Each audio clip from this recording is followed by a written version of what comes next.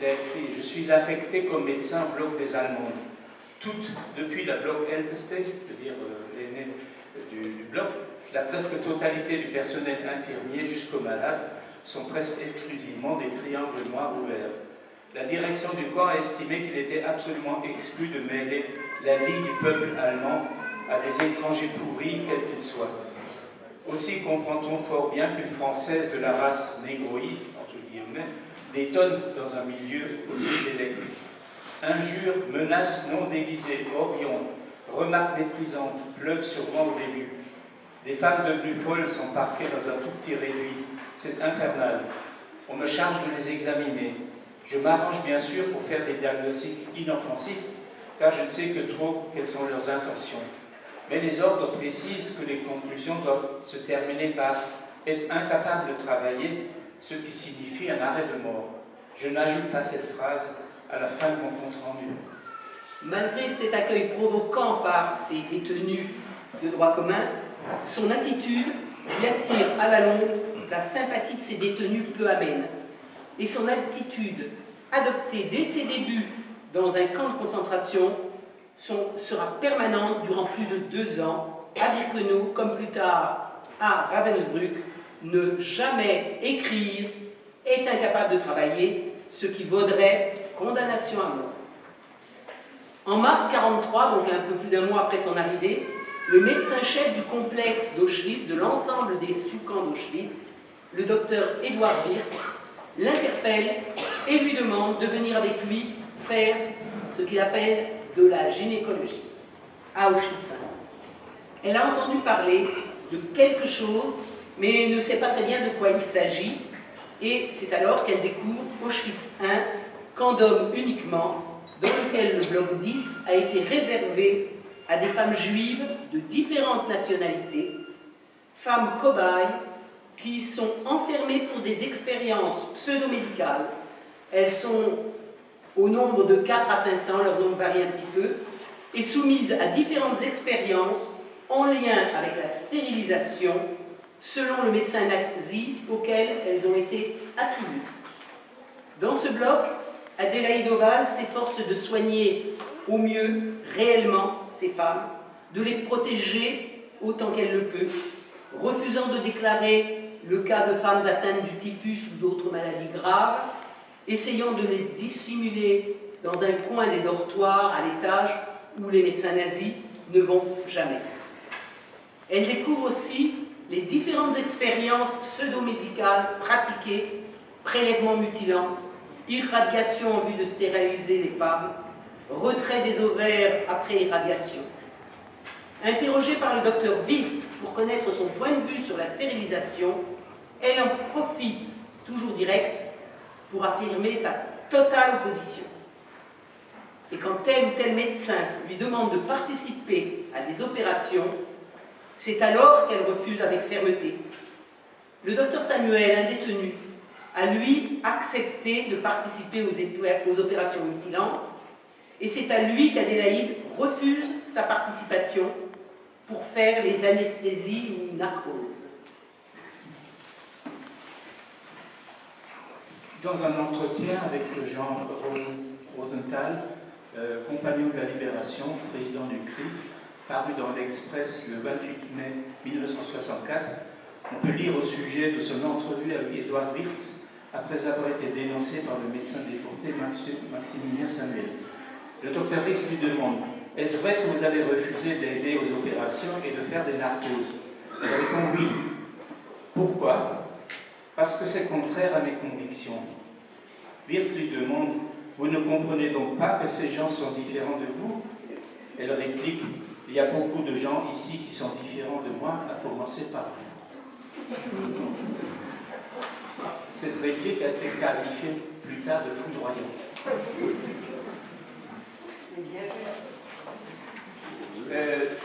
Dans la suite de cet entretien, préciser comment s'est déroulée cette conversation. Le docteur Oval revoit cette scène avec une parfaite clarté. Wirth assis derrière son bureau et 5 ou 6 SS armés dans la pièce. Jean Rosenthal lui demande « Quand vous lui avez fait cette réponse, n'aviez-vous pas pensé que vous alliez être abattu sur place ?» et de sa petite voix sereine, oui, je me suis dit que c'était une possibilité qui n'était pas exclue. Et quelle était la réaction de Wirtz? Oh, il n'en a eu aucune. Il n'a rien dit. Vous savez, je suis spécialiste en psychiatrie et souvent le comportement des Allemands m'a rappelé les attitudes psychologiques de certains arriérés. Au fond, ce sont des faibles qui cherchent toujours à dissimuler leur faiblesse sur des rêves de compensation. Et si on leur tête un peu, ils sont sans réaction, ils sont démontés. Qu'est-ce qu'il n'a jamais cru de ça? Cela lui vaut un retour à Birkenau en 1043, où se trouvent les chambres à gaz, vraisemblablement en vue de son élimination, de son exécution. Et elle y échappe grâce à la protection de la responsable déportée chargée de l'infirmerie de Birkenau, une communiste allemande, Aurelia Torgau, dite Orly. Orly lui conseille de céder aux médecins en ce qui concerne les expériences et l'aide qu'on lui demande, et devant le refus absolu d'Adélaïde, elle lui donne un somnifère pour lui permettre d'échapper à l'élimination annoncée. On n'a pas su exactement à ce moment-là, peut-être a-t-elle été mise dans un bloc où il y avait des typiques où les Allemands n'entraient pas ou quelque chose de ce genre. Le temps ayant passé, elle peut reprendre ses fonctions de médecin à l'infirmerie des femmes de Birkenau, mais elle est alors sollicitée par le docteur Mengele. En effet, elle évoque dans ses mémoires sa confrontation avec Joseph Mengele, dit l'ange de la mort, un des médecins nazis les plus criminels. Elle le décrit par une seule phrase: un détraqué, un dangereux, sans scrupules, jouant avec les existences humaines comme un chat et souris. Quelque temps après mon retour du bloc 10, il me convoque pour me dire qu'il faut participer à ces atroces travaux sur les jumeaux. À ma question, cet ordre est-il définitif? Il répond: mes ordres sont toujours définitifs. Mais son entourage m'a fait savoir que dans la suite, il aurait dit: je ne peux pas la forcer à ce qu'elle ne peut faire.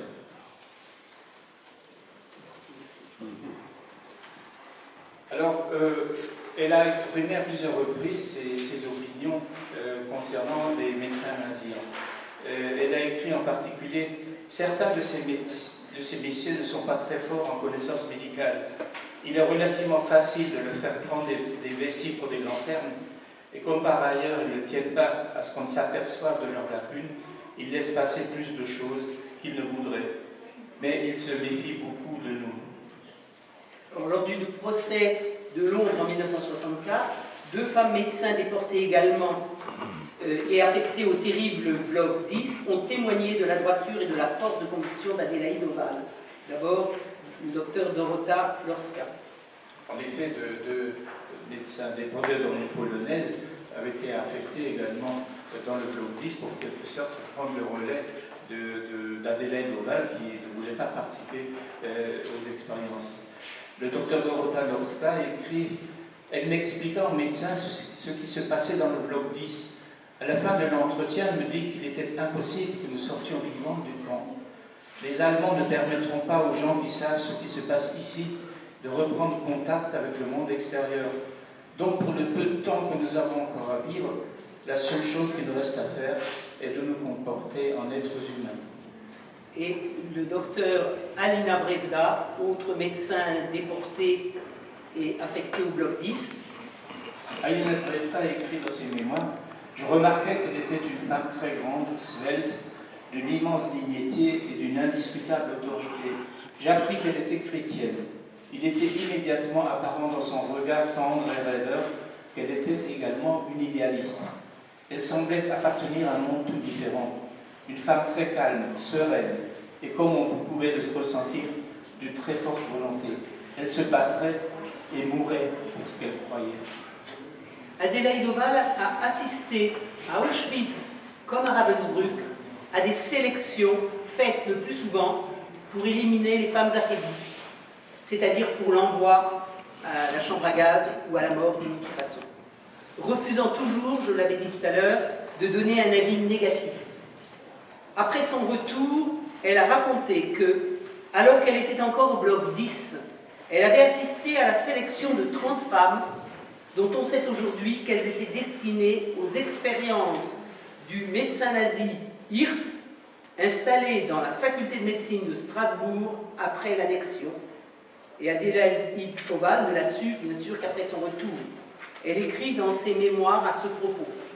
En effet, elle était témoin de la sélection de 30 femmes qui étaient destinées aux expériences de Hirt. Voilà ce qu'elle écrit. En mai surgit un nouveau protagoniste des théories raciales. Il fit le choix de son matériel, entre guillemets, en faisant défiler devant lui des femmes nues de tout âge. Des mesures de toutes les parties du corps furent prises à l'infini. On nota toutes les particularités. Un jour, on leur fit savoir qu'elles avaient une chance extraordinaire d'avoir été choisies, qu'elles allaient quitter Auschwitz pour aller dans un excellent camp quelque part en Allemagne. Elles le crurent, trop heureuses de quitter cet enfer et la perspective constante de la chambre à gaz. C'est avec joie qu'elles nous firent leurs adieux. Personne n'eut le courage de les détromper, à quoi bon, d'autant que personne ne savait quelque chose de précis. Mais notre conviction était faite que bientôt, dans un grand musée du Reich, elles allaient servir de témoins empaillés d'une race indigne de vivre, anéantie grâce aux mesures judicieuses prises par le national-socialisme. Nous n'entendions plus parler d'elles. Les malheureuses furent emmenées au camp de Struthof en Alsace et tuées dans le but que nous avions soupçonné. En novembre 1943, à Birkenau, Adélaïde Oval est atteinte par le typhus et elle est elle-même hospitalisée, si on peut dire hospitalisée, c'est rien d'un hôpital, dans l'infirmerie de Birkenau, et elle met plusieurs mois avant de se rétablir au mois de mars, où elle redevient à ce moment-là médecin dans un des blocs d'infirmerie du camp de Birkenau. Et puis le 2 août 1944, elle est transférée avec une trentaine de survivantes de son convoi, elles étaient 230 à l'arrivée, une quinzaine, 17 sont déjà envoyées à Ravensbrück, quand la trentaine restante est à son tour envoyée à Ravensbrück. Quand elle arrive à Ravensbrück début août 1944, elle reste très peu de temps avant d'être à nouveau transférée dans un autre camp, le camp de Wattenstedt, qui est un camp-usine ouvert à près de 300 km de Ravensbrück, qui est au nord de Berlin. Là, elle va au centre de l'Allemagne, car dans cette usine d'armement, ces femmes esclaves sont en piteux état et il n'y a aucun médecin. Et parmi elles, il y a beaucoup de Françaises. Dès qu'elle arrive, c'est en son pouvoir, cela, elle peut proposer de mettre au repos telle ou telle femme. Elle en met un maximum au repos, et les unes après les autres. Si bien que le commandant du camp entre dans une fureur terrible et finalement la renvoie à Ravensbrück. Alors là, c'est la seule date de tous ces transferts de façon aussi précise. Le 2 septembre 1944, on a retrouvé les fiches des camps de concentration humaine, les fiches nazies. Elle est de retour à Ravensbrück et de nouveau affectée à un bloc d'infirmerie du camp de Ravensbrück, camp de femmes, et elle va y rester jusqu'à la fin du camp, jusqu'à sa libération.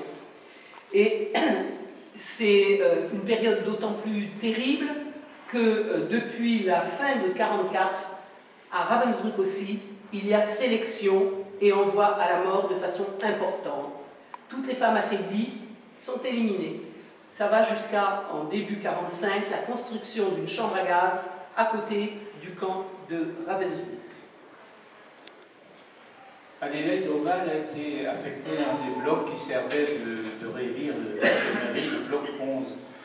Et là, on dispose du témoignage de survivante de Ravensbrück, qui s'appelle Lili de Gerlach-Legomery, née en 1923, vivant toujours à Zingen, en Belgique. Elle avait été employée comme infirmière dans ce bloc. Voilà ce qu'elle écrit. Au bloc 11, j'ai eu la surprise de me trouver sous les ordres d'une femme admirable, la doctoresse Oval, grande, distinguée, l'air un peu sévère, distante, mais d'une compétence remarquable et maîtresse d'elle-même de façon superbe. Malgré le manque de médicaments et la difficulté de donner des soins aux prisonnières, elle ne négligeait rien pour faire le diagnostic de tous ces malades et pour les suivre consciencieusement au jour le jour, comme si elle possédait les secours nécessaires pour les sauver. Chaque jour, je l'ai vu examiner avec un intérêt grave les feuilles de température que je lui apportais. Elle ne faisait aucune remarque. On sentait qu'elle voulait porter seule la responsabilité de ses connaissances. Et à propos de ces feuilles de température, Adélaïde Oval elle-même